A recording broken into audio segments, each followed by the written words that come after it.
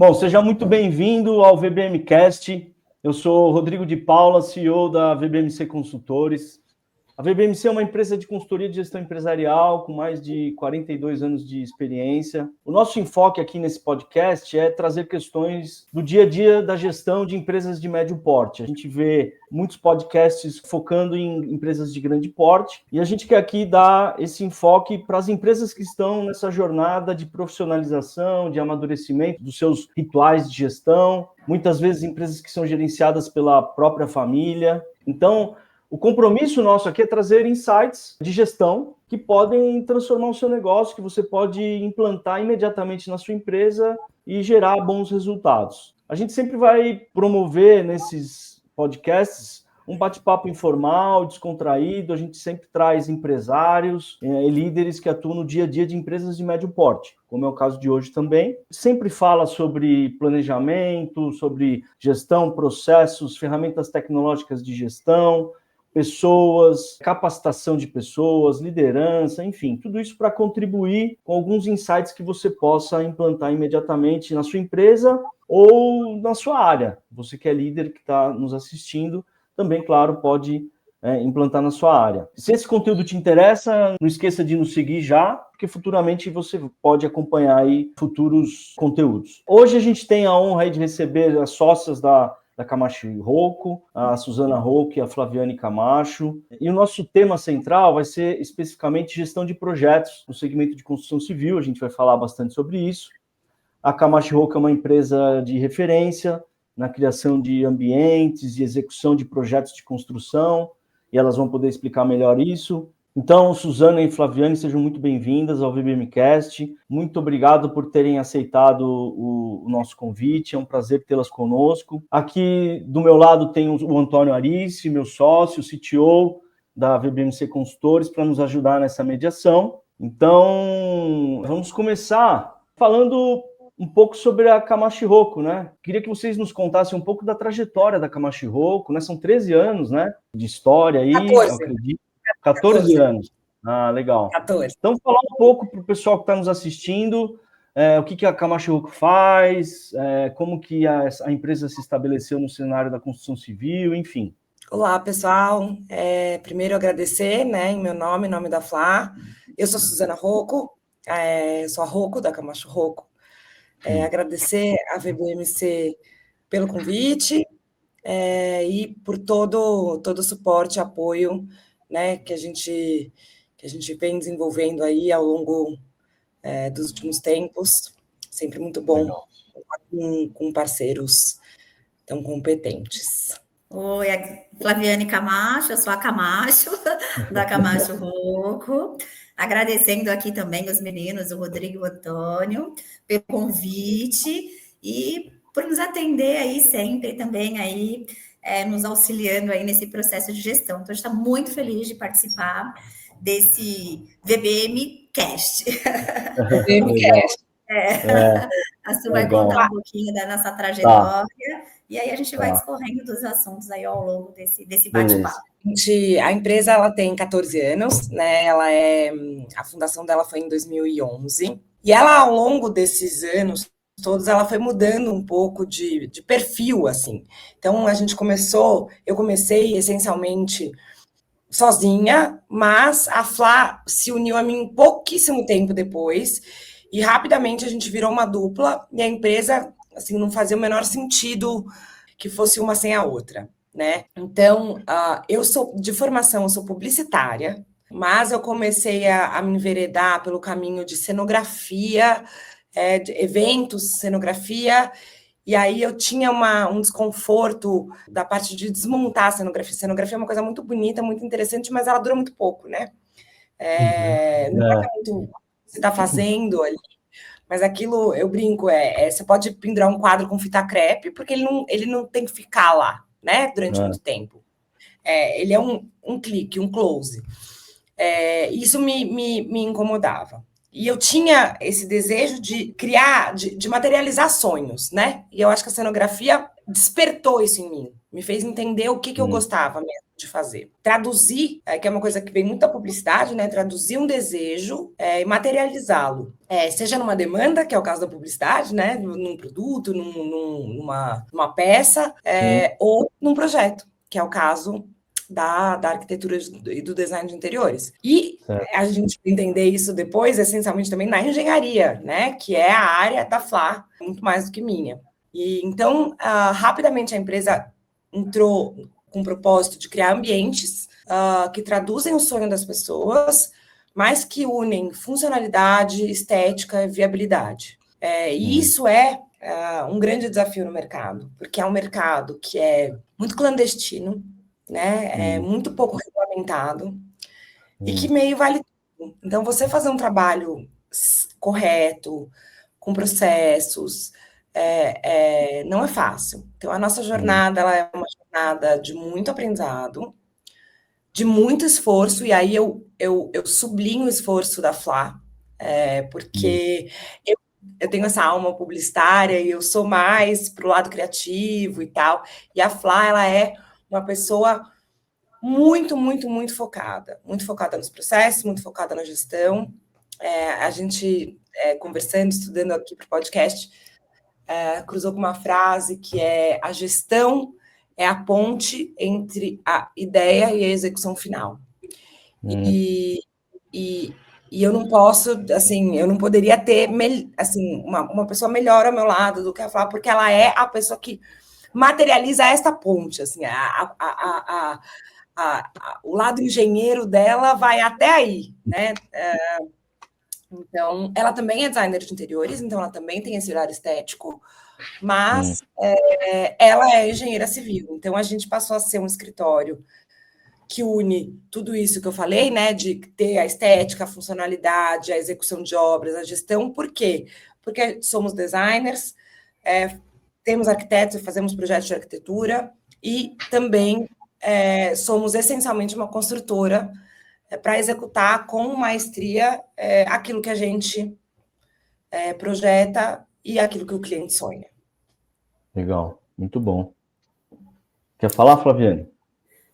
A Suzana acabou já resumindo aí tudo, um resumo muito bem colocado. Sou designer de interiores e engenheira civil. Eu acho que essa base de design de interiores, ela proporciona olhar o todo. Então, desde a parte estética até a parte técnica. Então, o cuidado nos detalhes, o cuidado na execução. Então, isso foi sendo aprimorado aí ao longo dos anos, com acertos e com erros, o que fazia sentido, o que não fazia, como aprimorar aquilo.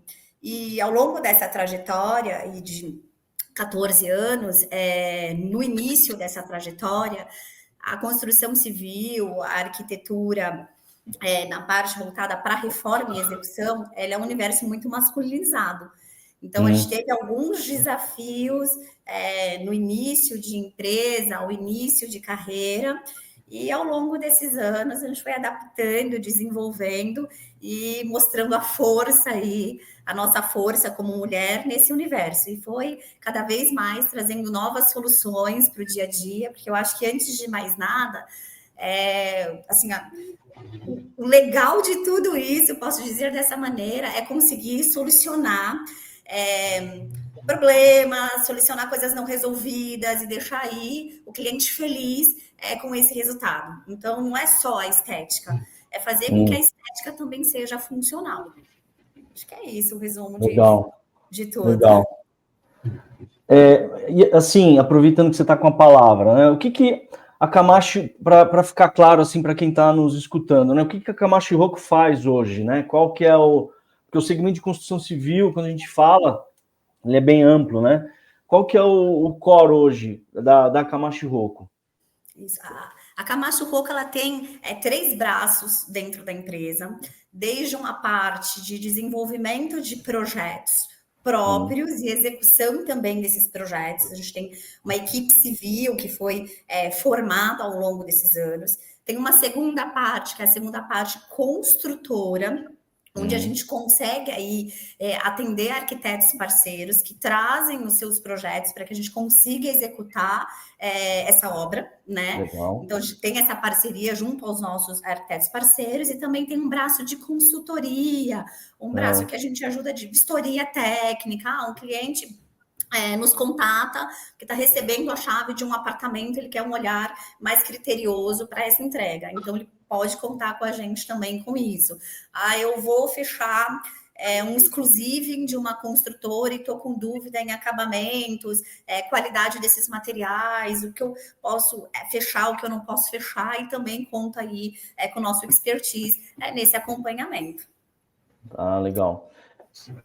E no dia a dia, né? Pensando no dia a dia de vocês, que eu imagino que seja dinâmico, complexo, porque esse segmento ele é complexo e dinâmico, né? Quais os maiores desafios assim de gestão que vocês enfrentam? Eu acho que pode falar, Su. Imagina. Não, pode falar. Começa. Eu acho que assim, a gente parte do princípio. Com 14 anos de experiência, a gente passou já por muita coisa, inclusive por uma pandemia, né? Eu acho que a pandemia ela fez com que a gente revisitasse aí nossos processos e nossos princípios de gestão. E, além de tudo, então, tem esse lado. Além de tudo, ter uma empresa no Brasil com equipe, sendo mulher... aí eu puxo a sardinha para o nosso lado mesmo com os nossos hosts sendo homens, porque a gente nunca claro que, né, todo mundo tem sua vida pessoal, tem família, etc., mas a mulher, ela tem sim uma jornada diferente, né? Então, eu sou mãe, a Flaviane é mãe, então a gente tem aí um malabarismo de conciliar as horas de trabalho, as horas mentais de trabalho, né, com uma parte de criação de filho e a demanda durante o dia. Então, eu brinco que a gestão não é só da empresa, é uma gestão de vida, né, para você poder dar o seu melhor ali no momento que você está no trabalho. Eu pontuaria, e a Flá vai poder dizer, como eu disse, os meus desafios são desafios na empresa muito mais criativos, assim, putz, eu tenho uma decoração difícil para fazer, eu tenho um budget menor, eu tenho... e a Flá é essa pessoa que quer resolver, então ela vai atrás do processo para conseguir fazer aquilo dar certo, com as variáveis mais malucas e improváveis possíveis. Então, e ela é a responsável mesmo, depois ela vai poder falar de uma forma mais técnica, mas assim, por implementação de software, pelos processos, pelos controles, assim, ela realmente é uma coisa que ancora, e ela é a gestora da empresa. Então, somos sócias, mas este cargo da gestão é dela. Você falou uma... Pode falar. Você falou uma questão... Pode falar. Você falou uma questão interessante que me fez lembrar que as teorias de administração do tempo hoje, quando você fala de administração do tempo, gestão do tempo, elas abordam não só o dia a dia do ambiente corporativo, mas a vida como um todo. Porque não dá para você fazer uma boa gestão do seu tempo no dia a dia de trabalho e esquecer que você tem uma vida por trás. Então, as teorias hoje elas estão indo por esse caminho, de você tratar da gestão do tempo de uma forma muito mais ampla, né? E que é um desafio, né? São vários desafios, né, que a gente tem aí. O tempo é uma delas, e eu lembro de uma frase que o Antônio me disse, que ele consegue conciliar o maior número de coisas, porque, de fato, ele faz uma boa gestão do tempo. Eu acho que é isso, eu acho que esse é um dos desafios, eu passo aí diariamente, a gente chega no final do dia, nossa, mas eu não consegui fazer o que eu precisava fazer. Mas como é que será que a gente fez a nossa gestão do tempo? Como é que a gente planejou essa gestão do tempo? Hoje eu vejo como um desafio enorme, em todas as empresas, ou não precisa nem ser o CNPJ, mas o CPF também, fazer essa gestão. Tem outros problemas, outros desafios que eu vejo, né? Eu falo, vou tirar a palavra problema, vou colocar como desafio. Que é também a gestão de pessoas. Então, a gente tem aí uma gestão de pessoas diária. principalmente aí na nossa área, que a gente tem um público diversificado, pessoas diversificadas, a gente tem desde a nossa equipe interna, que é composta, fazer a gestão de pessoas de arquitetos, engenheiros, administradores, a parte financeira, fazer a gestão de pessoas também da nossa equipe de obra, e fazer a gestão também de pessoas de fornecedores, fazer também a gestão de pessoas de cliente. Cada um com um perfil, cada um com uma personalidade, cada um com seu formato de trabalhar. Então, entender a comunicação, como se comunicar com cada um, é um desafio aí diário também. Prazos, a gente fala, vou fazer um cronograma, um planejamento de execução de obra. O planejamento, ele está dentro da curva de erros que a gente fala, da curva de imprevistos que pode acontecer. Isso já é colocado no planejamento inicial. Mas contamos também com pessoas, com terceiros, com a marcenaria, com o fornecedor de ar-condicionado. Então, o desafio diário também é a gente conseguir, mediante esses imprevistos que acontecem dentro do planejamento, contornar e seguir aí com o planejamento para poder atender o prazo. Um outro desafio, são vários desafios, hein? Um outro desafio está relacionado também a uma parte orçamentária. Hoje a gente tem insumos com custo muito alto, juros muito alto, ter aí um valor também competitivo no mercado. Pensando que a gente tem aqui já uma base consolidada, anos de experiência, tem engenheiros na equipe, tem arquitetos na equipe, tem um roteiro aí, tem um planejamento sendo executado, a gente conta com consultores para ajudar a gente também ser assertivo nesse orçamento, mas também deixar esse orçamento competitivo no mercado, tendo aí esses insumos muito alto, essa mão de obra muito alta. Quando você está num mercado, como a Suzana falou, que de alguma forma é prostituído, vamos dizer assim, aí essa questão orçamentária pesa mais ainda, né? Porque às vezes você está... Fala. Imagina, por favor. Não, pode falar.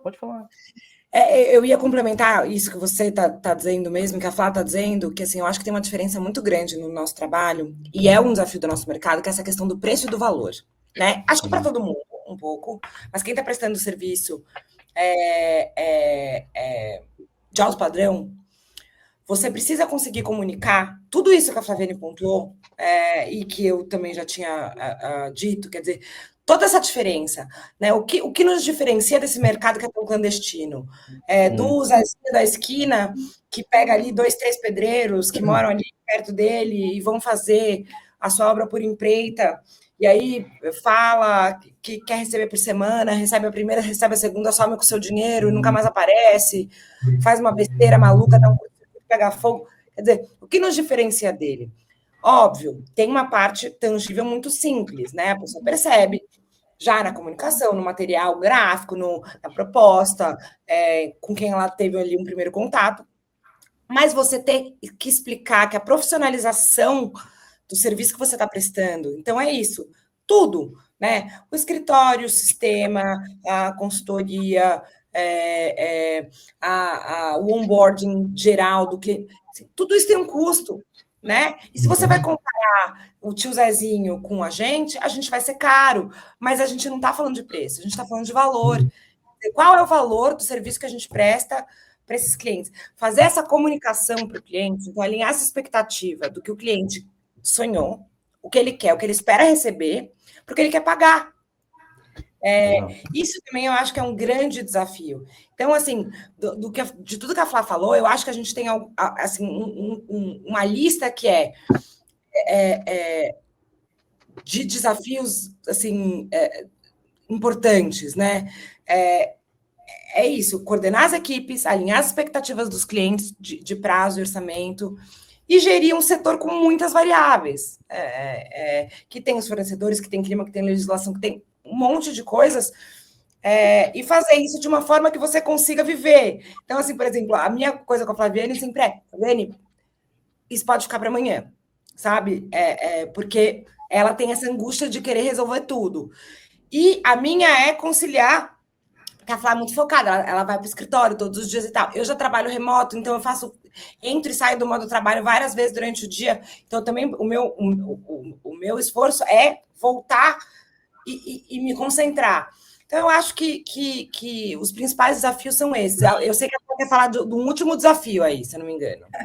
Eu acho que Ai, gente, são tantos desafios. Se a gente for falar, a gente vai ficar assim, o VBMcast inteiro só falando de desafios. Balaio de desafios, Aí vai precisar de vários outros pontuando como resolver e solucionar cada desafio. Mas tem uma parte também hoje no mercado que é a mão de obra qualificada. E quando eu falo de uma mão de obra qualificada, tem um grande índice aí, né, um déficit muito grande nos executores de obra da construção civil, mas é no geral, né? Eu vejo assim dentro dos outros setores, colegas, empresários também, essa dificuldade de manter-se com uma mão de obra qualificada. Então, esse é um dos nossos desafios aqui diários também. Acho que é isso. Tá. Suzane Flaviane, agora eu vou fazer a minha pergunta, né? Então, ouvindo tudo aqui, né? Uma pergunta que vai rolar gestão de tempo, de prazo, de orçamento, de pessoas, de clientes, né? Até ouvi de um amigo outro dia, né? Combinei com a minha esposa para trocar o piso da cozinha e já foram 2 anos e 2 milhões para fora. E não terminei ainda. Como funciona essa mudança de rumo? Você faz um orçamento, começa a fazer a obra, eu não sei se existe, eu suponho que exista. O cliente mudar tudo. Assim, eu não quero mais parede, eu não quero mais vidro, eu não quero mais esse piso, eu quero cimento queimado, porque está na moda. E como que funciona isso? Existe isso? Como funciona? Se puder exemplificar, um exemplo assim bem... Nossa, esse aqui... Era para fazer um quarto, eu fiz uma casa de 3 andares com um escorregador para descer, por exemplo. Existe muito, Antônio. Mas, vou só corrigir uma questão. Você está nesse impasse aí do piso porque você não contratou a gente. Se você tivesse contratado, seu piso estaria muito bem instalado, bonito, funcionando. Faltou aí contratar a Camacho Rocco. Então, só vale falar isso. Eu vou começar, mas a Su vai se lembrar desse cliente. Foi um cliente que a gente atendeu, acho que foi o cliente com uma mudança mais radical no momento da execução. Todos os clientes têm essa questão de mudar projeto, faz, mas esse cliente em específico, quando ele contratou a gente, acho que por volta de 9 anos, a gente desenvolveu o projeto, era projeto nosso e obra nossa, era um apartamento, uma cobertura na Vila Madalena. Ela foi entregue pela construtora e no projeto inicial tinha quatro suítes. Então, eram 4 suítes e um lavabo, uma sala grande. Esse cliente virou para a gente e falou assim, eu não quero nenhuma suíte, quero só a minha suíte. Pode demolir as 3 suítes, eu quero inventar um quarto, deixar esse quarto bem grandão, quero um banheiro maior, tal. Na época, eu e a Suzana alertou. Olha, mas e um hóspede? Não quero saber, eu quero só o quarto, não sei. Mas você não vai se casar no futuro? Não precisa de um closet? Não, eu quero esse quarto. Tal. Foi. Começou o processo, aprovou o projeto, deu a entrada, iniciamos essa obra. No meio da obra, assim, próximo, já caminhando para a finalização, com infraestrutura já executada, eu acho que eu preciso de um quarto hóspede. Eu preciso de uma suíte hóspede. Eu acho que pensando bem, refletindo aqui, não faz muito sentido eu ter só uma suíte para mim, não sou casada, não tenho filho, não tenho bicho. Eu acho que eu vou precisar de uma suíte hóspede. Então, de fato, a gente teve que conseguiu dar continuidade numa parte de infra, que era a cozinha e lavanderia, que estava muito bem definido, que a gente não ia alterar a disposição disso em projeto. Mas a gente teve que parar uma parte, que era a parte da cobertura, refazer esse projeto e conseguir aí acoplar uma suíte nesse projeto. Então, esses desafios acontecem, mas assim, eu falo que eu, a Suzana, a Camacho Rocco, a gente senta. O ideal é que aquele espaço seja confortável para o usuário. Então não adianta eu falar, ficar brava, a gente parar falando, não vou fazer mais nada, onde já se viu? Não, porque quem vai morar tem que estar feliz onde está morando, entende as necessidades. Então cabe a gente, peraí, vamos sentar, vamos ver, refazer e ver se faz sentido e deixar de uma forma muito clara o que isso vai impactar. Tá? Eu acho que uma comunicação clara e realista é válido em situações como essa. Olha, a gente vai fazer, vai atender, vamos achar uma solução para isso, mas a gente vai ter um impacto em cronograma, prazo e também um custo referente a essa mudança de material, equipe, remanejamento e alguns itens que teve retrabalho em executar novamente. Acho que é isso. Quer complementar, Azul? Eu lembro perfeitamente desse cliente, né? Esse foi um projeto que foi nosso. Eu acho que assim a mesma coisa que eu conversei, que eu falei dessa coisa do mercado clandestino de mão de obra. Eu acho que a gente também tem um papel. A gente tem vários papéis, tá? Além do nosso. Depois a gente vai falar do papel de psicóloga dos clientes, mas não é esse no momento. Mas é um papel de educar um pouco o cliente, no sentido de o seguinte: papel aceitar tudo e a gente não tem varinha mágica. Então, e isso é uma coisa também que eu posso dizer que eu e a Flaviane a gente se complementa muito bem, porque essa época especificamente era uma época em que eu estava muito mais à frente só do contato com o cliente. Então, a maneira como você vai conduzir que você vai receber essa mudança que o cliente está solicitando, explicar para ele os impactos disso, etc., sem minar o sonho dele, né? Sem sair falando, não, mas então, isso aqui vai demorar X tempo, vai custar X... Claro, é o seu trabalho, né? Você estava ali fazendo um projeto para realizar uma demanda, um sonho dele. Então, você tem que, de alguma forma, estar aberto para viabilizar isso. Só que você também não pode explodir, né, toda a sua gestão, toda a sua tudo que você planejou ali internamente da sua empresa por conta disso. Então, eu digo que a Flávia nos complementa, porque eu tenho essa facilidade de receber essas coisas, etc., virar para ela e falar, bom, e agora? O que a gente vai fazer? Ela fala, não, espera aí, ela pega essa bola e destrincha tudo e fala, vai ser assim, vai custar tanto, vai nananã, vai nananã. Então, da melhor forma possível. Eu falo que a gente... Tudo dá, né? Depende um pouco de quanto tempo e quanto dinheiro você tem. Então, você pode, sim, fazer alteração no projeto, mas uma das coisas que a gente aprendeu é documentar. Então, a cada etapa do projeto que a gente entrega, o cliente assina. Por quê? Porque é importante que ele se lembre exatamente que ele decidiu aquilo. Ele pode voltar atrás, mas voltar atrás tem um preço, né? Ele tem um custo e ele tem um prazo. Então, essa coisa de formalizar, documentar, criar etapas claras, poder dizer, é parte da educação do mercado, dizer para o cliente o seguinte, olha, daqui até aqui, então assim, desse começo do projeto até aqui, você pode mudar. Daqui até aqui, a sua mudança tem esse impacto. Daqui até aqui, mais outro. E aí também a gente entra numa seara, daí um outro cliente, a Flá também vai lembrar, que não era um projeto nosso, a gente estava atendendo o cliente, porque o cliente dos outros arquitetos a gente acaba entrando num lugar que a gente tem dois clientes ao mesmo tempo, né? Que é o arquiteto e o cliente em si. Sim. Tem coisas que são inesperadas. A gente estava no meio da obra, o projeto estava pronto, estava tudo andando, de repente, a mulher dele, que estava grávida, descobre que eram gêmeos. Tinha um filho, não quartos, ela já tinha filha, estava grávida do segundo, de repente estava grávida de 2. E a arquitetura, que era outra, teve ali que correr, então não operou nos prazos que está acostumada, e a gente teve que dar uma segurada, correr também, porque o que ia ser uma brinquedoteca virou um quarto e tal. Então, claro que tudo que depende de boa vontade, organização, etc., é feito. Mas o cliente tem que saber que tem impacto, que é isso. O papel aceitar tudo, a gente não tem varinha mágica.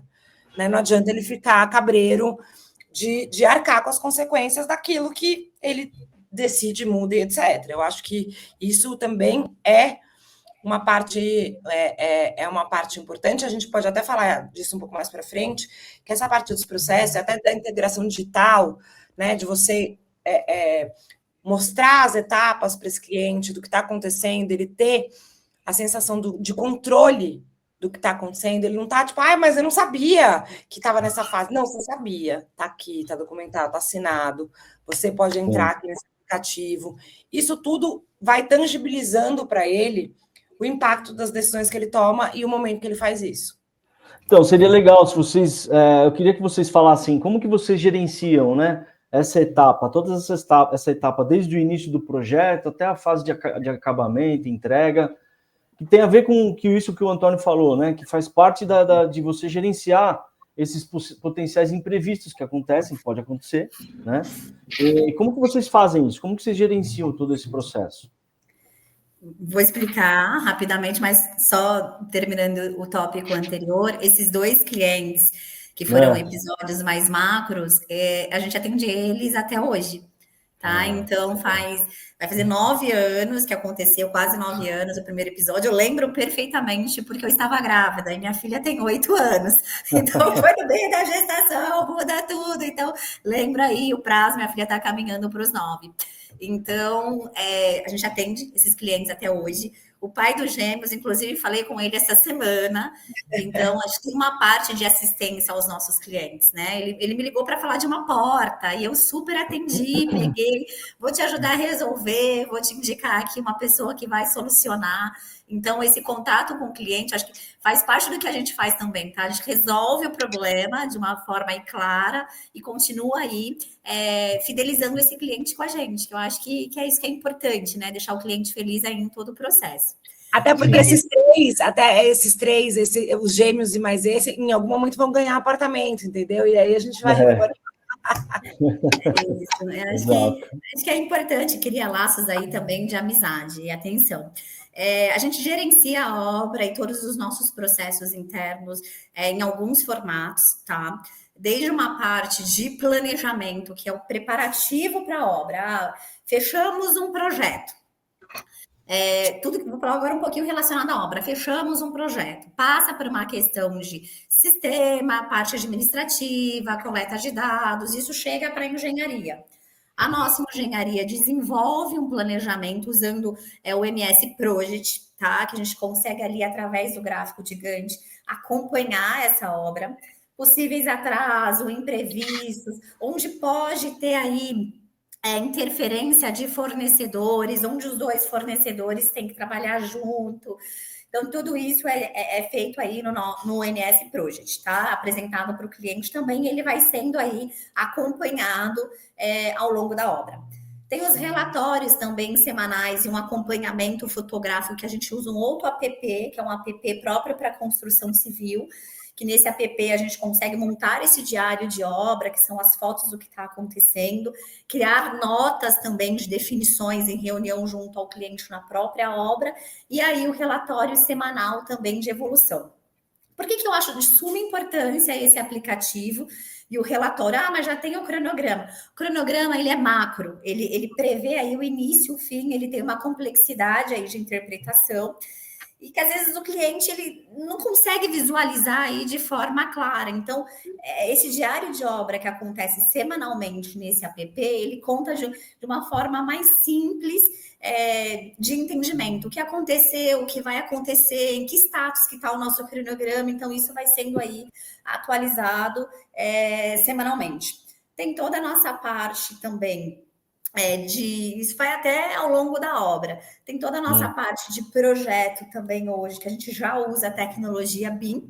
Então, os nossos projetos eles já são desenvolvidos aí ou no Revit ou no ArchiCAD, que ele já proporciona aí um levantamento, um quantitativo mais assertivo para que a equipe de orçamento consiga fazer esse orçamento. Tem toda a parte também de gestão financeira, gestão de custos de obras, que a gente conta aí também com relatórios mais precisos, que são os relatórios que estão no sistema, o sistema hoje desde fluxo de caixa, custos e tudo mais. E aqui na nossa última implementação de forma tecnológica, a gente contou aí com a VBMC para ajudar a gente a melhorar esse processo financeiro que eles trouxeram. Então, eles estão tiraram esses relatórios e colocaram aí no BI para que a gente consiga enxergar aí de uma forma mais ampla. Então, a gente vai... A gente fala que a gente tem que se atualizar sempre aí, tentando aí ser mais assertivo e preciso nesses acompanhamentos e relatórios. Legal. Para a gente encerrar esse bloco da questão dos processos e desses imprevistos, né, gerenciamento desses imprevistos, vocês já falaram de alguns segredos, aí, algumas práticas que vocês colocam no dia a dia para que você consiga superar as expectativas do cliente, né? Então, às vezes, acontecem alguns imprevistos, tal. Quais outras... Vocês já falaram de transparência, falaram da questão de que é importante jogar limpo com o cliente no sentido de documentar e falar de que ele saiba de que ele pode mudar, sim, um projeto, mas que ele precisa saber que existem as consequências disso, que pode ser que tenha um custo a mais. A questão da gestão, que a Flaviane falou, né, das etapas. É importante que se coloque isso num cronograma para que o cliente tenha essa visibilidade, consiga acompanhar. Que outros segredos, que práticas que vocês percebem que ajudam essa interação com o cliente para que você realmente sempre tenha o cliente feliz, como você falou, né, Flaviano? O cliente feliz, o cliente satisfeito com o projeto e com a execução da obra, enfim. Eu acho, assim, resumidamente, Flá, depois se você quiser, você me complementa, mas se a gente tiver que pegar tudo que a Flá falou, né, que eu falei, eu acho que, assim, os nossos segredos, o que cria, se a gente fosse falar que a gente tem um método, né, ou o que nos diferencia essencialmente do mercado, porque eu brinco que o nosso processo de chegar onde a gente chegou, ele foi um processo muito orgânico. Hoje em dia já tem muita gente fazendo o que a gente faz, tentando fazer exatamente o que a gente faz, mas a pessoa entendeu isso como um modelo de negócio, e diferente da gente, eu digo que a gente praticamente criou um modelo de negócio no suor, na unha, porque a gente foi entendendo o que funciona e o que não funciona, e foi sofrendo as consequências do que não funciona, né? Então foi uma coisa muito empírica. Quer dizer, a gente perdeu dinheiro, a gente ficou maluco sem dormir porque prometeu um prazo que não era possível e a gente só foi entender depois. E fazendo isso, entregando qualidade, quer dizer, sangrando muitas vezes na gente, na empresa, para não deixar o cliente na mão, né? Que eu acho que isso é uma coisa que faz muita diferença nos tempos atuais, em que tudo é muito volátil e que as pessoas têm pouquíssimo compromisso, a gente ainda acredita na importância ali do fio do bigode, sabe? Da palavra, do olhar no olho e falar, escuta, eu te prometi isso, eu vou entregar. Ainda que o fornecedor ali tenha mancado comigo, eu tô aqui e tô dando a minha cara a tapa e vou entregar para você. Mas, assim, eu resumiria os nossos segredos como isso, planejamento detalhado antes da obra, né? Identificar os desafios. Porque eu fiz lá um cronograma perfeito no MS Project, mas eu não contei o fato de que aquele condomínio, na verdade, ele faz uma pausa de 3 horas de almoço. Você tem que parar ao meio-dia, só volta às 3. Então, a demolição vai demorar o dobro. Então, assim, tem toda essa parte de entender as peculiaridades de cada projeto, de cada obra, de cada condomínio, Então, isso é importante. Planejamento detalhado antes da obra. O monitoramento, que a Flaviane falou, monitoramento constante dos cronogramas. Gente, a gente passou por uma pandemia com obra fechada em execução. Você imagina o que aconteceu com os nossos cronogramas? De repente, eu tinha que trabalhar 2 horas por dia. E, obviamente, os clientes entendiam que os cronogramas mudavam, mas isso mudava completamente o preço daquilo que a gente tinha vendido. E a gente segurou ali na carne para não repassar. Óbvio que orçamentos que vieram depois, né, complementares, a gente conseguia, mas o que a gente fechou antes, assim, a gente abraçou e entregou. Então, comunicação transparente com os clientes e com a equipe. Muitas vezes de virar para a equipe e falar, cara, vamos dar o sangue porque a gente vai ter que entregar porque a gente prometeu. Flexibilidade e resiliência, exemplo da pandemia, né? E se adaptar quando acontecem desafios que fogem ao que a gente está planejando, e até muitas vezes atendendo ao cliente, né? e transformar os desafios em oportunidades de inovação. Isso é uma coisa que a Flaviane é mestra, porque, por exemplo, a gente reforma muito apartamento antigo. Então, você planeja antes da obra, você faz o projeto, você faz... De repente, você acha uma viga. De repente, você acha uma tubulação de X que está lá, inutilizada, mas que você não pode tirar. E aí, você faz o quê? Você fala para o cliente, nossa, agora você vai ter que ter um cano de esgoto no meio da sua sala? Não. Você vai lá e abraça esse desafio, entende, vai fazer um negócio decorativo. Por isso que eu digo que essas nossas facetas, né, da estética unida à arquitetura e à engenharia, elas são extremamente necessárias e andam juntas, porque muitas vezes um arquiteto não vai ter a segurança de dizer que pode desviar sim aquela tubulação. Né? Ou um engenheiro que sabe que pode desviar a tubulação não vai entender exatamente como é que ele vai poder embutir aquilo de uma forma bonita. E graças a Deus e a nossa parceria, a gente consegue dar essa solução 360 para o cara. Então, acho que os nossos segredos, resumidamente, são esses. Legal. E a preocupação também, Rodrigo e Antônio. Eu acho que o que diferencia e fideliza esse cliente aí também é a preocupação que a gente tem com o cliente, com a obra dele, o cuidado, e realmente eu falo que não é um slogan, assim, as pessoas que conhecem um pouco a cultura da nossa empresa, qualquer imprevisto ou qualquer coisa oculta que a gente fala que não estava dentro do nosso planejamento e que ocorre dentro da obra, aquilo vira ali um problema, um desafio coletivo em como a gente vai resolver. A angústia do cliente é a nossa angústia também. E eu sofro muito. Às vezes, quando eu falo sem dormir. Eu fico sem dormir, eu sofro até eu encontrar a solução.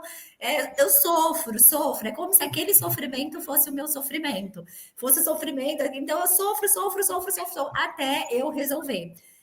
Eu acho que esse é um carinho e um cuidado que a gente tem com os nossos clientes, com as obras. A gente até fala aqui internamente, cuide desse projeto, cuide dessa obra como se fosse o projeto da sua casa, como se fosse o seu projeto. Tenha esse olhar atencioso no que está sendo executado. Então, eu acho que é dessa forma que a gente vai fidelizando aí os nossos clientes, mantendo contato constante. E assim, a gente está falando de obra, a gente está falando de pessoas, a gente está falando de pessoas que erram, a gente está falando de uma mão de obra orgânica, que não é uma linha reta, não é um corte a laser. Então, tem coisas que vai sair ali fora do que estava planejado, e está tudo bem, porque a gente vai resolver.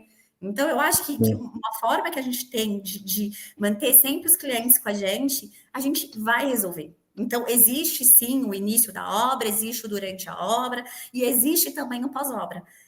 Eu gosto que os clientes batam aqui na porta e saibam que eles vão poder contar com a gente. Às vezes passou um ano, às vezes passou 6 meses, às vezes começou a pingar um sifão, que bom, pode contar com a gente. A gente não vai virar, se eu não terminei a obra, não é um número. Cliente aqui para a gente não é um número, o cliente é uma pessoa e os problemas deles são os nossos problemas e a gente está aqui para resolver. É um pouco isso. É isso. Eu me colocando no lugar de consumidor, né? Às vezes eu já tive experiências pessoais de alguns profissionais na hora da entrega, né? No finalzinho ali daquele acabamento final, da embalagem, como se fosse a embalagem, né? De você, de repente, entregar uma obra toda suja, toda, sabe? Quando você não tem aquele cuidado de você realmente entregar um ambiente limpo e adequado para realmente causar aquele impacto positivo final no cliente, né? Como que vocês tratam isso? A gente tem uma equipe que a gente contrata, isso está previsto já em planejamento também, fazer essa limpeza de obra fina. Tá? Que a gente fala que orçamento, né? É isso. São pessoas específicas que a gente subcontrata, não são funcionários nossos, mas que são especialistas numa limpeza de obra fina. Então, isso já é previsto em cronograma. Legal. Então, dentro desse processo de finalização de obra, vai uma equipe especialista, faz a limpeza de todos os ambientes, caixilho, janela, box, armários, tal, e acompanha, inclusive, o cliente, junto com alguém da nossa equipe, no dia da mudança do cliente. Por quê? Porque a gente tem um fator obra, que é um fator de muito pó. Então, mesmo fazendo essa limpeza, a gente fala que o cliente ele fica limpando o apartamento dele por mais 3 meses. Isso, exato. É isso. Esse pó decanta, então, às vezes não é que entregou-se a obra suja. Na verdade, o pó ele vai decantar nessa marcenaria esse momento. Como é que a gente procura, como que a gente faz aqui hoje para a gente deixar o cliente aí satisfeito com a mudança? Então, a equipe de limpeza fina faz essa limpeza antes da entrega. No dia da mudança do cliente, tem ali também essa mesma equipe fazendo a limpeza junto com o cliente, armazenando os seus objetos. Vou dar um exemplo. Limpamos o apartamento, chegou as caixas de louças, né? Prataria. Então, tá ali o nosso parceiro de limpeza fina relimpando toda aquela parte de armário antes do cliente guardar os seus pertences dentro do móvel, gaveta, banheiro. Então, a gente toma esse cuidado aí também de dar assistência para o cliente com essa limpeza no período de mudança. Legal, muito bom. Eu acho uma coisa interessante também, Rodrigo, que é uma coisa que a gente foi percebendo ao longo do tempo, e inclusive desenvolvendo materiais, etc., é a proteção durante a obra. Né? A limpeza, ela não é só essa limpeza fina que a Flá falou ali, né, na entrega. A gente tem limpezas em etapas. Então, depois que você acaba a parte bruta de demolição, a gente dá uma bela de uma limpada na obra. A gente tem proteção. Então, por exemplo, você está demolindo, você tem um esgoto aberto, você tem um plug para fechar esse esgoto, para não entrar uma trolha de cimento lá dentro, que você vai descobrir depois, no primeiro banho do cliente. Que aquele negócio está entupido, e não é de pó, não é de cabelo, ele está entupido com sujeira de obra, com entulho. Tudo isso, gente, tudo isso já aconteceu com a gente. Né? A gente já não soube fazer, e aí confiava num profissional que não era nosso também próprio, que era terceirizado, daí quando ia ver, saía uma lajota de dentro da tubulação do carro. Você falava, meu Deus do céu. E aí, por isso que eu digo que a gente foi aprendendo no sangue, suor e lágrimas, porque aí, na obra seguinte a gente já não cometia aquele erro. Sim.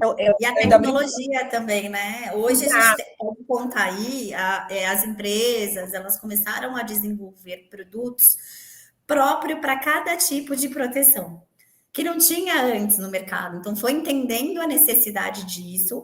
Então, acompanhar o que está acontecendo no mercado também da construção civil é de suma importância, para facilitar essa limpeza final.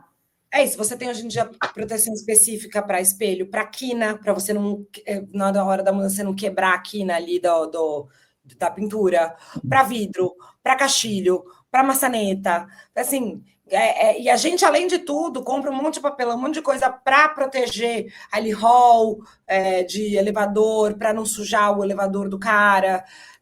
O piso de madeira, hoje em dia, você tem, não é só o papelão, o papel board, tem até uma espuma, enfim, você tem um monte de coisas que a gente já não só fica sabendo, né, pesquisa e etc., como já orça, consegue o melhor preço, coloca no nosso orçamento e explica. Às vezes o cliente fala, mas por que, sei lá, X mil reais de proteção? Se ele quiser, a gente vai lá e vai decupar para ele aquele orçamento e falar, porque eu vou proteger isso nessa etapa, isso aqui nessa outra, isso aqui nessa outra. Porque é isso que vai lá no final dar essa sensação de quando você receber a sua obra, o seu caixilho que você acabou de pagar, uma grana, não está arriscado. Não está arriscado, exato. O seu banho com seu porcelanato de zilhões de dólares não começa a encher seu box. Porque aí você perde o cliente aí. Né? Você faz uma coisa linda durante 8 meses com ele, ele vai tomar o primeiro banho dele e volta a água, o cara tira mentalmente, e aí você perde esse encanto. Então, o nosso esforço, a Flá brinca comigo, que é uma frase que eu repito muito, que é o seguinte, gente, o mundo está cheio de erros para a gente cometer. Não vamos cometer os mesmos, vamos variar. Então, assim, errou uma vez, aprende e segue. Vamos errar outra coisa, entendeu? Porque ficar errando Boa. a mesma coisa não dá. Nível de aprendizagem, né? Vamos lá. Legal. Então, puxando até o gancho da tecnologia, mas falando de tecnologia de gestão, e a Flaviane já falou um pouco, nesse podcast a gente sempre traz esse tema, né? Da questão da ferramentas de tecnologia aplicadas à gestão. E você já, inclusive, falou algumas delas, né? Que vocês utilizam, né, Flaviane? O MS Project. A gente utiliza algumas, mas eu acho que antes, Rodrigo, vale pontuar que isso a gente veio acompanhando aí os nossos 14 anos, a gente veio evoluindo em questão de tecnologia, mas o que eu entendo também nessa evolução é entender onde a gente é falho, né? Eu acho que a gente só se torna melhor entendendo onde a gente é falho. Então, a gente foi entendendo que o Excel ali não estava funcionando mais, então vamos implantar um MS Project. A gente foi entendendo que nossos indicadores não estavam claros. Aonde que está? Como é que a gente pode implementar? Eu acho que a gente vai precisar aí de uma equipe de consultores para poder ajudar a gente. Qual tecnologia que está faltando que pode ajudar nos nossos processos? Então, a gente contou ano passado, em junho do ano passado, com a VBMC, para fazer um diagnóstico da empresa. Então, ficamos aí 3 semanas em análises internas. Eu acho que tem que estar aberto também para ser analisado. Eu acho que, como empresa, estar aberto para ser analisado. Não é vergonha. Eu acho que se a gente quer melhorar os nossos processos, inclusive em questão de tecnologia, é entender quais são os pontos falhos, o que faz sentido e o que não faz. Então, a gente entendia, a gente tinha ali uma planilha de acompanhamento de projetos fechados, não fechados, em orçamento, e a gente acreditava que aquilo era a maneira correta. Mas veio aí um diagnóstico, vendo todos os pontos fortes da empresa, vendo os pontos fracos da empresa e os pontos de melhoria. Então, a gente precisa olhar também para dentro da empresa, entender as nossas falhas para poder avançar com a tecnologia. Porque não adianta avançar. Hoje no mercado a gente tem a IA. Eu até brinco, hoje a pessoa quer fazer um projeto de casa, põe na IA, mas não vê a parte técnica, a IA vai resolver tudo. Mas qual que é o ponto falho da minha empresa? Onde a IA pode ajudar a minha empresa? Então, isso é importante, olhar as falhas, entender o que eu sou bom e o que eu não sou, o que eu vou melhorar para poder fazer a implantação dessas tecnologias e softwares dentro da empresa, tá? Então, a gente tinha uma parte já aplicada dentro do escritório, que não fazia sentido. Então, a gente passou por alguns processos internos e foi aprimorando, desde o uso do AutoCAD há muitos anos atrás. Hoje a gente usa muito pouco o AutoCAD. Implementamos o Revit, mas o Revit estava tendo uma dificuldade de uso interno aqui da equipe. Talvez o ArchiCAD faça mais sentido. A parte financeira, o sistema, mas a gente está conseguindo enxergar o que precisa enxergar? Talvez a gente precise aí de um BI e olhar de outras maneiras. Então, eu acho importante pontuar isso dentro dessa VBMcast, que a gente não consegue avançar em tecnologia sem entender, de fato, os nossos processos e as nossas falhas, pontos fortes e pontos fracos. Acho que é isso. Legal. E as ferramentas de visualização 3D que a gente vê por aí, isso facilita a vida de vocês, por exemplo, na apresentação de um projeto? Como que vocês têm utilizado isso? Eu falo que tem clientes que eles não conseguem visualizar só em planta baixa, né? A gente olha assim e fala, o que é isso que você me trouxe? Não estou entendendo nada. Então, eu vejo hoje que as imagens em 3D, hoje não só imagens, hoje a gente consegue fazer um tour pelo ambiente, hoje a gente tem uma questão de realidade aumentada, que o cliente, de fato, ele consegue se sentir pertencente àquele espaço, entender em volumetrias. Eu até brinco, né? Assim, a gente atende muitos médicos. Se me perguntar qualquer coisa do meu corpo humano, qualquer falha, isso, aquilo, eu não tenho propriedade. E eles também não sabem nada. Quando a gente mostra assim, um layout, mas o que é isso? O que é um pé direito? Eu não sei quanto que é 90 centímetros de altura, eu não sei quanto que é essa volumetria. Eu tô achando que esse quarto tá muito grande, ou eu tô achando que esse quarto quarto é muito pequeno, são alguns exemplos. E contar com essa realidade aumentada, com esse tour pelo seu apartamento, ou pela sua casa, ou pela sua área externa, entender isso em volumetria, entender em imagens, hoje faz sentido e é o diferencial aí para que os clientes consigam se sentir já pertencente ao projeto, mesmo antes de ter passado aí pelo processo de execução. Então, hoje aqui no escritório a gente tem essa parte de 3D muito bem avançada. E eu acho, na verdade, que também a gente tem duas coisas que são muito importantes, dois ganhos muito importantes em relação a isso, que é aquilo que a gente falou um pouquinho ali para cima dos nossos desafios e do nosso jeito, que é alinhar expectativas, né? Então, como a Flá disse, os clientes são leigos, e a gente tem que partir desse princípio, né? Ótimo, se o cara tem uma visão espacial super boa, legal, ponto para ele. Mas a gente tem que partir do princípio que ele não tem. Então, você alinhar a expectativa para ele não se decepcionar, né? Porque é um momento de muita criação de expectativa. E a pessoa também já vem um pouco envenenada do mercado, no sentido de falar, vai ser um drama, vai ser horrível, fazer obra é um horror, nossa, não tem nada de bom, só vou gastar dinheiro e me aborrecer e vai ser um inferno. Então, você conseguir encantá-lo, né? Então, esse é o outro lado, quer dizer, você alinhar expectativas, tipo, olha, isso aqui que você tá comprando, é assim que vai ficar, mas é assim mesmo que vai ficar. Isso é uma coisa legal, é uma coisa que encanta, e o cara entende melhor o projeto, né? Ele consegue materializar na cabeça dele, e aquilo também que eu falei de valor e preço. Porque é muito fácil, é muito difícil você virar para ele e falar, eu vou te vender aqui esse caderninho. Ah, tá bom. Ele é desse tamanho, por esse tamanho, por esse tamanho, e ele vai custar 5 mil. Eu falo, meu Deus, mas quando você mostra para ele a importância desse caderninho no todo, no negócio, como ele vai ficar, você contextualiza também o preço daquilo que ele quer, mas que ele não sabia exatamente como ia ficar, por que é caro. Então, eu acho que assim, é aliado para todo mundo, né? A tecnologia visual, ela ajuda todo mundo, o cliente a entender, a gente a vender e a encantar, e fazer com que o processo seja bonito, além de tudo. Então, aproveitando esse momento aqui de tecnologia, né? Da época, eu me formei em engenharia há 30 anos atrás, e na época o máximo de tecnologia que tinha era um AutoCAD em DOS, que nem mouse existia para desenhar, né? E hoje,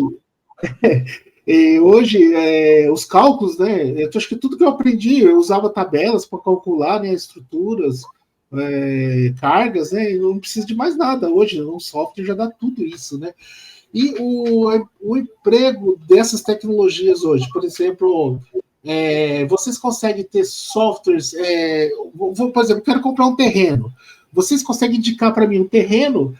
Compra esse terreno, porque esse software aqui está dizendo que o sol vai ser da manhã desse lado, então ele vai estar aqui à noite, você faz a piscina nessa posição, porque você vai ter sol o maior tempo do dia, né? Independente da estação do ano, e as cores da parede, né? Além desse 3D, né? Vocês conseguem usar essa tecnologia também para instruir até desde a compra, a construção, a posição de como vai ficar o empreendimento, né? Para ter isso, né?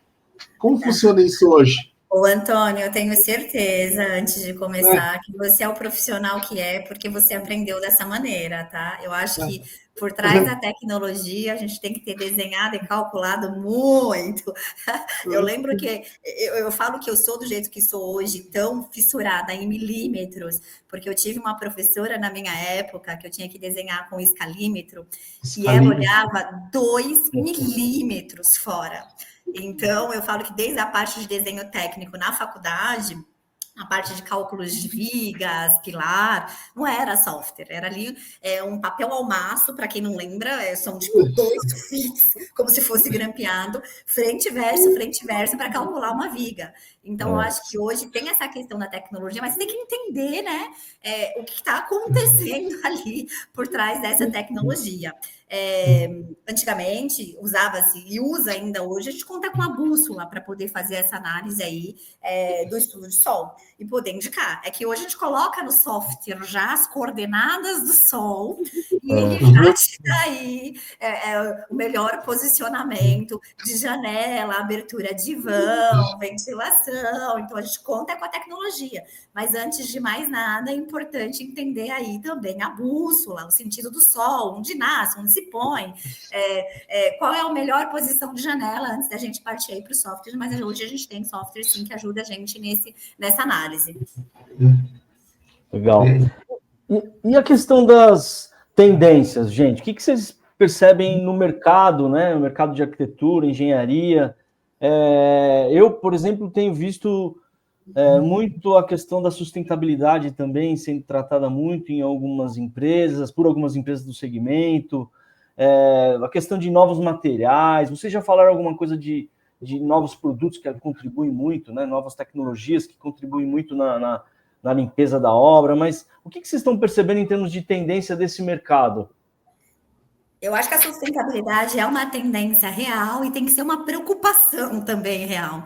Não só uma tendência, como uma preocupação. A gente tem aí um aquecimento global acontecendo, muito desmatamento. Então, quais são os cuidados que a gente tem que ter, principalmente nós, construtores, a gente que projeta, e ampliar esse leque e aplicar de fato em nossos projetos a sustentabilidade.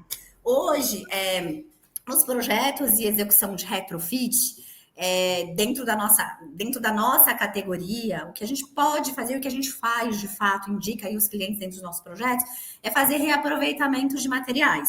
Então, a gente trabalha em muitos apartamentos antigos, que tem aí suas 70 anos de vida, esse apartamento. Então, tem pisos de madeira incríveis, que não precisa ser removido. Então, a gente já trabalha sustentabilidade fazendo o restauro desse piso. Madeira que às vezes nem poderia mais ser comercializada. Madeira que há 70 anos atrás, ok, mas hoje em dia ia ser preso. Sim. Sim, não, e a madeira é linda, a madeira, né? Essa madeira, assim, é linda, né? Ela fica cada vez mais bonita. Como a gente pode trabalhar com a iluminação natural? Como que é essa fachada? É uma fachada ventilada? Não é uma fachada ventilada? Como é que eu posso trabalhar com a incidência do sol? Então, são todos os processos que a gente pensa, até a descarga, bacia sanitária. Hoje a gente tem aí, dentro do mercado, a válvula hidra com 2 comandos, com um vazão menor já de água ao dar descarga. A bacia sanitária é com caixa acoplada, economicamente ela é melhor do que a com válvula. Então, o que cabe a gente dentro da sustentabilidade, a gente sempre vai indicar, vai praticar e vai querer que aconteça, né? O uso do LED, então, ventilação cruzada. Por que eu vou fechar uma janela ou fechar uma porta sem analisar essa ventilação dentro do espaço? Então, hoje, eu acho que é um problema real a questão ambiental, e tem que ser aí, dentro do que cabe a gente, tentar indicar, dentro do processo construtivo. Hoje tem tijolo ecológico, hoje tem EPS, hoje tem construções modulares de forma mais rápida. Então, eu acho que é pensar no que a indústria está trazendo para a gente aí também, de forma mais versátil para aplicação em nossos projetos. Então, obra mais limpa, então métodos construtivos diferenciados, né? Porque, querendo ou não, é tradicional, mas você tá lá, tijolo, cimento, mão de obra humana, você tem desperdício, você tem sujeira, vai muita água, muitos insumos. Então, quando você está falando de uma... Eu ia falar, a gente estava falando disso essa semana, né? Que a gente queria fazer mais e entender mais e aplicar, de fato, métodos construtivos diferentes, tipo wood frame, steel frame, né, que é o aço e a madeira, como com uso estrutural. E aí você vai pensar em água de reuso, você vai pensar em painel solar, tem um monte de coisa. Eu vou aquecer uma piscina. Eu estava agora... Exatamente, assim, o cliente fez uma piscina agora, ele tem painel solar, mas o aquecimento é elétrico da piscina. Ah. A cada vez que ele usa isso, o painel solar não dá conta, e ele está gastando R$2.000 por mês. Então, assim, hoje em dia você tem um sistema de aquecimento de piscina solar, que você só vai usar a parte elétrica se você realmente não estiver conseguindo ali só dar conta com o seu painel solar. Então, esse tipo de coisa, eu acho que método construtivo, automação, né? Então, a automação não só, tipo, ai, Alexa, abra minhas cortinas. A automação do tipo, você tem um sensor que só acende as luzes no momento que você está com, que você tem a queda, o que aquece a água só quando precisa, uma automação pensada para sustentabilidade. Desde no que tange a reforma, demolir menos, aproveitar mais, né? Exato. Eu acho que é ter esse olhar. Restaurar mais, corrigir. Para que quebrar? Para que descartar? E tem um fator também que é o fator mão de obra. A gente está vivendo a escassez de mão de obra, vai viver a escassez de mão de obra, não tem mais pedreiros, não tem mais carpinteiros. Existe uma mão de obra hoje muito cara e as pessoas não querem mais ser pedreiros. Isso já é estatística. Pessoas de hoje, a maior parte dos pedreiros tem 37 anos menos, não tem mais no mercado. Então, eu acho que soluções também tecnológicas e soluções de construção de reaproveitamento também tem uma parte aí também sustentável para o momento. Então, acho que... Não, pode ir. Eu acho que essas profissões que você conta com a mão de obra humana, você tem um componente de artesania, né? Então, o marceneiro, o carpinteiro, o serralheiro, e é um desafio muito paradoxal com a época que a gente está vivendo. Quer dizer, tem muita gente que fala assim, a inteligência artificial vai roubar o meu emprego e tal. Só que a gente esquece de pensar que quando o mundo está indo todo para esse lado, né, do tipo, ai meu Deus, serei substituído, a gente segue tendo funções, a gente segue tendo demandas de uma mão de obra muito especializada, muito artesanal, e que a pessoa não quer mais. Assim, a gente não tem mais essa demanda social, cultural. Então, o avô era serralheiro, o pai era serralheiro, ele não quer ser serralheiro, ele quer ser TI. E aí se perde uma profissão que tinha uma função social mesmo, era uma coisa que era passada, era tradicional, e assim, não quer mais. Né? Isso não acontece só na construção civil, vai acontecer também na qualificação. E aí a gente vai ter que procurar soluções que sejam viáveis, reprodutíveis, replicáveis, e que a gente não perca completamente a parte humana, né? Então, que a gente consiga ainda ter projetos humanizados, etc., sem ser uma coisa completamente pré-fabricada, mas sem contar necessariamente só com esse fator humano, porque ele está cada vez mais escasso. Sim, inclusive você falou da serralheria, antigamente chamava serralheria artística, né? Que era uma arte fazer um portão, né? Fazer aquelas dobras para fazer, pegar a barra chata, dobrar, né? Pegava na morsa, batia com o martelinho para fazia solda ponto a ponto. Quando a gente precisa disso para restaurar um portão antigo, é um drama. A gente fica atrás assim de tipo, o carpinteiro para fazer a forma de uma escada, ou um serralheiro que vá lá consertar esse portão que está todo deteriorado. São os fornecedores mais difíceis que a gente tem e os mais caros ao coração, no sentido de quando a gente pega, a gente não quer. E assim, muitos deles morrem, eles estão velhinhos, sabe? É dramático, assim. Sim. Aproveitando que você falou de velhinho, e o mercado da terceira idade, né? Porque as casas vão ter que ser adaptadas, né? Porque eu não me vejo mais subindo uma escada caracol, dificuldade, meu joelho, minhas costas não deixa, é bem difícil de subir, né?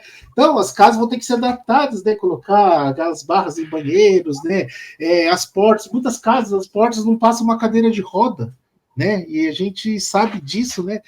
Não se consegue contornar dentro de uma casa, né? Os vasos sanitários têm que ser aumentados, né? Para poder dar uma conforto, né? Altura, né? por causa da altura, né? Inclusive, apesar que hoje tem empresas que fabricam isso, né? Mas nem todos os banheiros são possíveis de fazer isso, né? E esse mercado, como vocês veem isso para vocês? Porque a população brasileira está ficando mais velha hoje, né? O mercado imobiliário chama isso de revolução prateada, né? Porque daí, pensando só no mercado imobiliário, quer dizer, de criação de condomínios e de residências específicas para o mercado da terceira idade, que vão combinar não só facilidades ergonômicas, né, de exatamente portas mais largas, botão de pânico, banheiros e cozinhas adaptadas, etc., como serviços. Então, talvez você tenha ali de enfermagem disponível 24 horas, você vai ter sistema de segurança, vai ter, sei lá, lavanderia. Então, é uma combinação, né? Focada nisso. Mas para a reforma, né, para o mercado de reforma, construção civil, etc., eu acho que quando você está falando de construção, você vai passar a implementar. Agora, para a reforma, é bem desafiador. Principalmente em imóveis mais antigos. Porque você tem coisas mais largas e pé direito mais alto, mas muitas vezes você não vai conseguir adaptar esses imóveis da maneira que precisa. E aí vai vir um nicho, muito provavelmente, de produtos que vão adaptar da melhor maneira possível esses locais. A gente está agora com um cliente, né, Flá? A Flá pode até falar disso, que um dos desafios é receber os pais, idosos, etc., e tem ali um ambiente que a gente está fazendo da melhor maneira possível, considerando a parte estrutural que não foi pensada para isso. E tem um fator também, Antônio, que é o olhar para isso, né? A conscientização também desse olhar. A gente entende que a gente tem que abrir mão de alguma coisa para conseguir deixar isso funcional. E eu acho que o nosso desafio, a gente começou falando lá no início, é fazer com que o funcional também fique esteticamente bonito. Sim. Tá? Não é porque eu sou terceira idade, já sou idoso, a gente também está caminhando para isso, tá? Sim. Por que não ter uma casa, um lar, um apartamento também bonito? Então, eu acho bonito, funcional, é um assunto e um tema que me encanta muito. Se chegar para a gente esse projeto, é um projeto para cada história, a gente vai fazer com que fique bonito, funcional e vai encarar esse desafio, tá? Eu acho que todo mundo tem direito de ter um banheiro confortável. Eu falo que o banheiro, pelo menos hoje, tá? É meu lugar de descanso, de relaxamento. Coisa de mãe. A gente foge e tranca a porta. Sabe quando você quer se esconder um pouquinho, você ocorre, vou tomar banho. Vou pro banheiro. Preciso do banheiro. Então, eu acho que é um lugar, e não é um lugar que você tá ali, não é que tá com o chuveiro ligado o tempo todo, mas é um lugar que tem um espelho, tem uma iluminação aconchegante, tem um banco, tal. Por que não deixar esse espaço aí também de uma forma funcional e bonita também, né? Pensando aí no idoso. Precisa ser aquelas barras grosseiras para poder segurar, por que não? Por que não pensar num acessório bonito para aquele espaço onde ele tem o direito também de descansar? Né? Então, esse é um tema que a gente vai abordar, que a gente já está trabalhando nisso, que a gente quer atender, e nossos esforços também vai ser para solucionar os melhores espaços para essa turminha. Acho que Não, e a gente espera que o mercado, e muito provavelmente vai acompanhar, né? Que é isso, que a empresa de porcelanato super premium vai fazer um negócio antiderrapante incrível. Que a cadeira de roda não vai estragar. Que o pessoal da vidraçaria vai fazer um trilho de box que não vai ser amassado se você entrar com uma cadeira de banho. Que uma empresa de metais vai fazer um que não seja aquele horroroso, que não vai ficar com uma mistura de hospital com um banheiro PCD de shopping, entendeu? Que vai ter aquelas barras que você abrir a torneira. Que seja um treco bonito, que pode ser acompanhar a linha da torneira preto, ou rosé gold, ou sei lá o quê. Então, assim, imagina uma barra, ela só precisa ser firme, mas imagina uma barra chata que possa... E mesmo revisitar essa coisa da ABNT, da ergonomia, quer dizer, será que precisa ser realmente grosso pra caramba, né? Eu acho que dá para ser uma coisa que o mercado explore com um olhar menos médico, menos pessoas com dificuldades para necessidades que todos nós teremos em algum momento. Eu acho que é por aí. Interessante. Bom, a gente vai caminhando aqui para o final desse podcast. Eu queria, inclusive, deixar um espaço aí aberto para se vocês quiserem colocar alguma coisa, eventualmente que a gente não perguntou, o que vocês acham relevante colocar, vocês podem, por favor. Eu queria ter uma curiosidade antes de uma pergunta. Vamos lá. É o seguinte, assim, se não puder falar, tudo bem. Eu queria saber a coisa mais inusitada que pediram para vocês fazerem. Um quarto de pânico, um man cave esquisito. O que foi, assim, o ambiente mais... Um quarto preto, totalmente preto. O que foi o mais inusitado que já pediram para vocês fazerem? E que a gente executou, porque... Executado, porque coisas que a gente não executou, que a gente falou, desculpa, isso não é possível. Depois que a gente não executou, mas que chegou para a gente para desenvolver projetos de forro de motel. Não sei se a Su lembra, a gente tinha que desenvolver vários formatos de forro de motel. Mas isso acabou não fechou contrato, tal, mas ia ser um desafio para a gente. Já estava sendo estrela, coração, nuvem. Então, tinha alguns formatos ali que a gente precisaria ali desenvolver. Mas eu acho que inusitado, não, já teve cores, assim, um hall de entrada 100% como se fosse uma caixinha de claustrofobia vermelha, para a pessoa ficar ali um pouco incomodada e não ficar muito tempo. Isso a gente executou. Banheiro vermelho, tudo vermelho, a gente já executou. Você lembra de mais algum, Su? Olha, eu lembro de um que não executamos, mas também foi desses que você fala, gente, não é possível. Assim, eu realmente... Dois, na verdade. Um que era uma cobertura duplex, que a pessoa queria um tobogã para descer. Hoje em dia até tem projetos que tem um tobogã, mas... Ele assistiu Quero Ser Grande tinha no filme. Exato. E a gente teve que calcular uma coisa importante, porque logo na frente tinha janelas, né, o fechamento de vidro e tal. Você tinha que calcular a velocidade, a inclinação e a velocidade, porque vai que a pessoa vai... Pau! Tchau pela janela, né? Aí você vai botar o tobogã e mata a pessoa. Eu lembrei de um que a gente executou do Lorenzo, há muitos anos atrás. Era um ambiente bem sinistro, um apartamento na 9 de Julho antigo, e tinha um quartinho no meio do nada que ninguém sabia que existia aquele quartinho. Quartinho de desova de corpo, assim. É isso, sabe? E uma portinha secreta que você... parecia uma porta de armário, você entrava e era um quartinho que ele pediu para fazer 100% acústico, aquele quartinho ninguém sabia, e era um quartinho que dava medo de entrar. Mas a gente deu a continuidade, desenvolveu o projeto e fez. E assim, Antônio, tudo quanto é tipo de pedido é feito, tá? E assim, nós estamos aqui para solucionar os problemas e sem julgamentos. Mais ou menos, sem julgamento. A Flaviane é uma pessoa melhor do que eu, tá? Eu julgo. Aquele quadro do corpo escondido, eu julguei. E se o pessoal não mandado ainda, é uma coisa meio do iluminado. Teve um, Flávio, você vai lembrar, isso faz tanto tempo, que uma pessoa entrou em contato que ela queria projetar uma casa em formato de uma berinjela. Lembro, fui mais feliz pensando como é que ia ser a berinjela, era uma casa de piscina, assim, olha.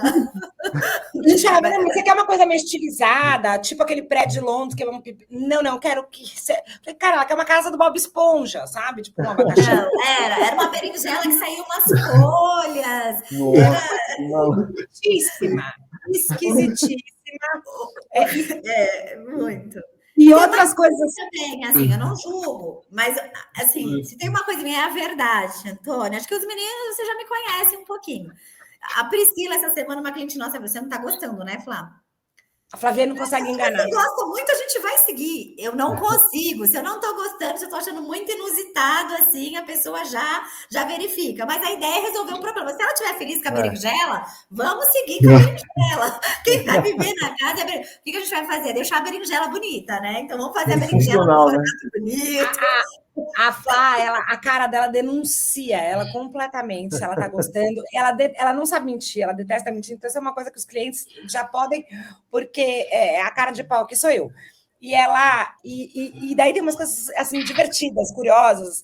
Por exemplo, teve uma vez que a Flá estava usando um termo, porque assim, tem termos que são técnicos, de engenharia, etc. E tem termos que são meio gírias de obra. E tem aquilo que ninguém sabe exatamente, mas, por exemplo, tem um fenômeno, né, nos apartamentos antigos que a gente chama de caixão perdido.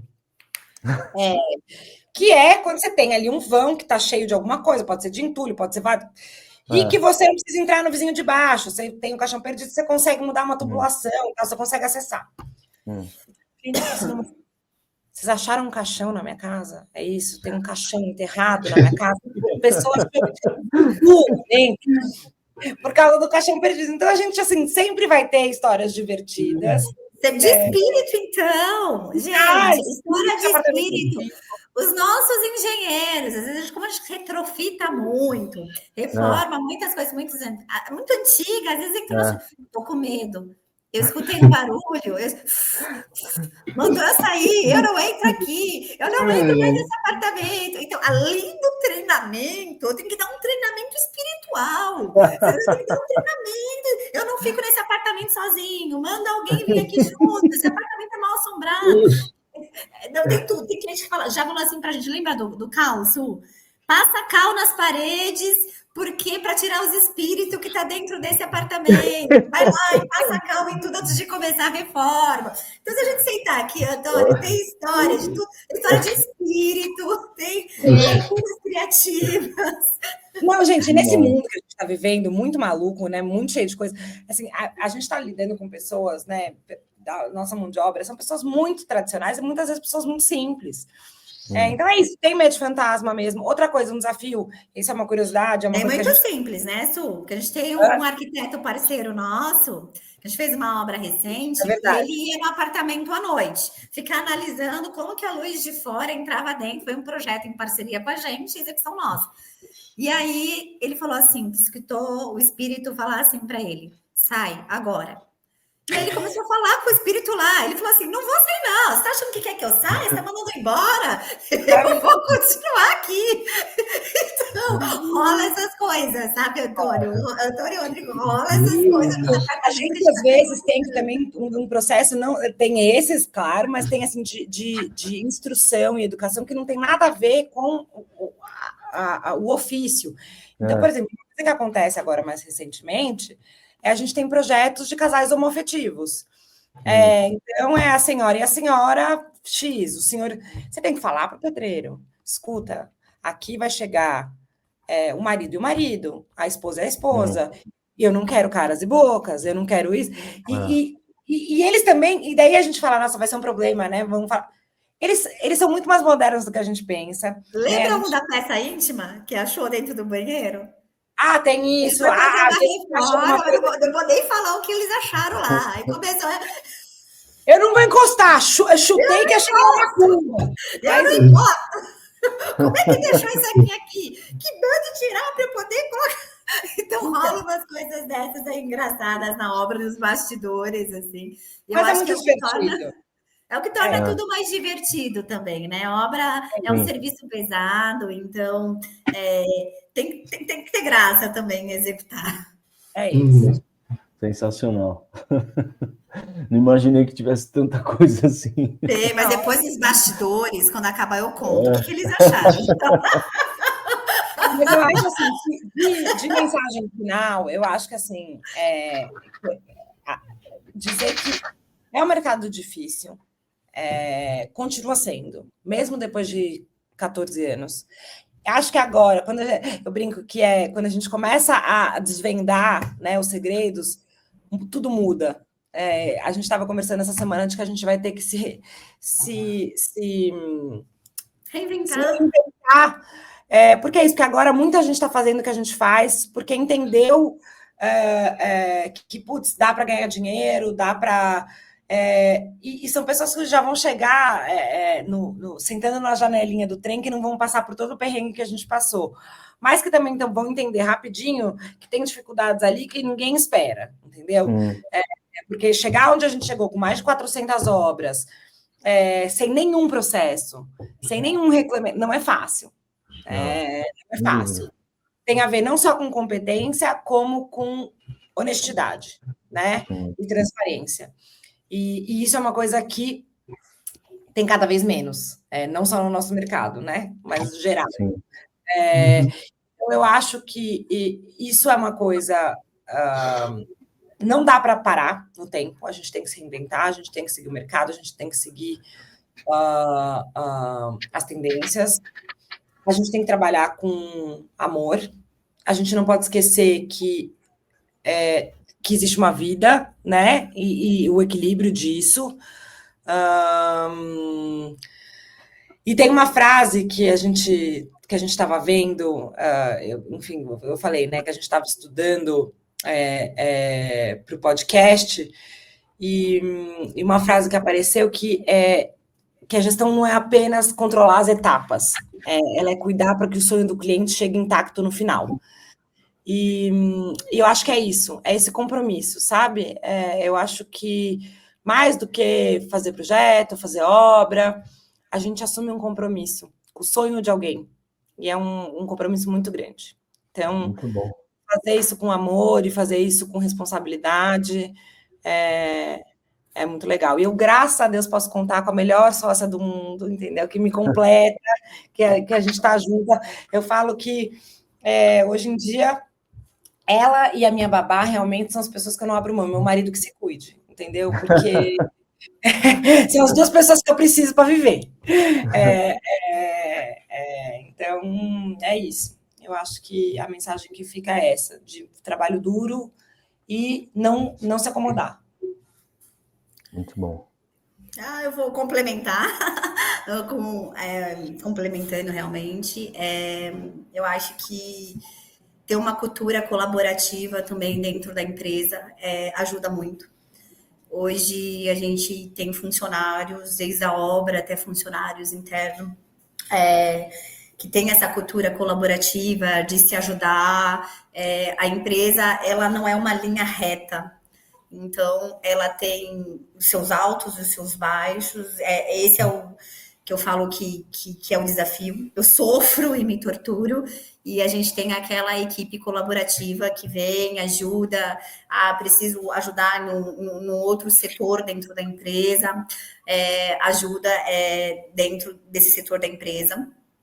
Os meninos, o Antônio e o Rodrigo acompanham um pouco, veem aí meu sofrimento, já viram muitas lágrimas aqui, e eu acho que fica como mensagem final também, porque a gente entregue um serviço com qualidade, entender também onde a gente é falho.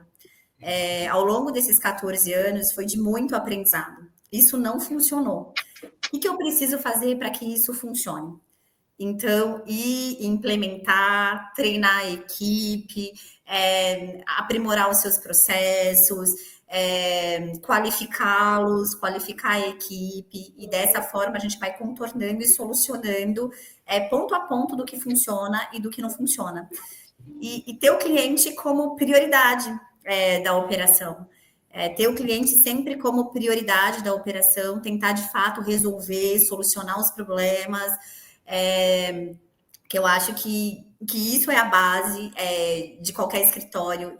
Tenha essa afetividade, esse cuidado também com o cliente, né? Eu parto do princípio, como sócia da empresa, que eu quero sempre ter contato com o meu cliente. Não faz sentido, dentro da nossa operação, a gente não conseguir ter contato com o nosso cliente, às vezes terceirizar demais isso, tá? Então, eu acho que fica a minha mensagem. A gente eu costumo falar, as pessoas olham para mim e falam assim, nossa, realmente você gosta do que você faz. Realmente eu gosto, eu amo o que eu faço, eu sou muito motivada, e eu acho que essa motivação dentro do que você faz é muito importante dentro da operação. Eu amo atender os clientes, eu amo resolver problemas, solucionar, deixar aquilo impecável, ou o mais impecável possível. Esse é meu desafio. Até desenvolver uma peça de ralo para um torneiro mecânico executar, eu já fiz na minha história, para vocês terem uma ideia. Eu queria um ralo com aquela bitola e não existia o ralo com aquela bitola. O que eu vou fazer? Desenvolvemos uma peça de ralo e um torneiro mecânico desenvolveu uma peça exclusiva para esse cliente para poder atender a vazão que a gente queria. Então, eu acho que se preocupar com o cliente, se preocupar com a obra, é o que torna a gente aí diferente, e às vezes, assim, muitas vezes diferente até dos nossos concorrentes. Reformar, todo mundo reforma, mas e aí? O que está por trás disso, né? 14 anos de história foi de erros e de acertos, e acertamos, vamos melhorar ainda mais aquilo que foi bom. Erramos, por que errou? Onde está a falha? Reconhecer, vamos procurar quem ajude. Contamos com a VBMC o ano passado. Preciso de alguém para ajudar. Dentro da engenharia, a gente trouxe para dentro do escritório uma super máquina que corta revestimentos, meia esquadria.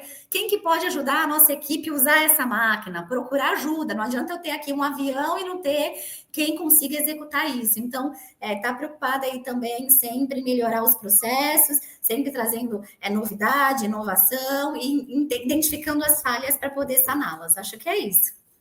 Muito bom, perfeito. Bom, queria agradecer Suzana, Flaviane, em nome da VBMC Consultores,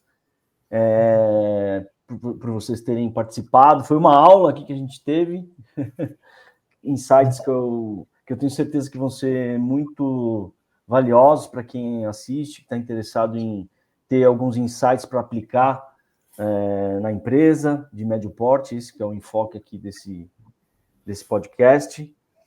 Para as pessoas encontrarem vocês, entram no site, né, camachorroco.com.br, não é isso? Nas redes sociais também lá já tem os links, certinho. A Flaviane... Bom, vocês estão bastante presentes aí nas redes sociais, as pessoas vão encontrar facilmente. E que mais? É isso, procure a gente. Estamos animadas aqui para atender. Não deixa a cozinha igual o Antônio deixou aí, 2 anos sem estar com o piso resolvido. Procura a gente. Procurem a gente nas redes sociais, né? O nosso Instagram é @camachorroco. A gente tem o nosso site também, www.camachorroco.com.br. E a gente está aqui à disposição, querendo muito trabalhar sempre e prontinhas para atendê-los. Legal.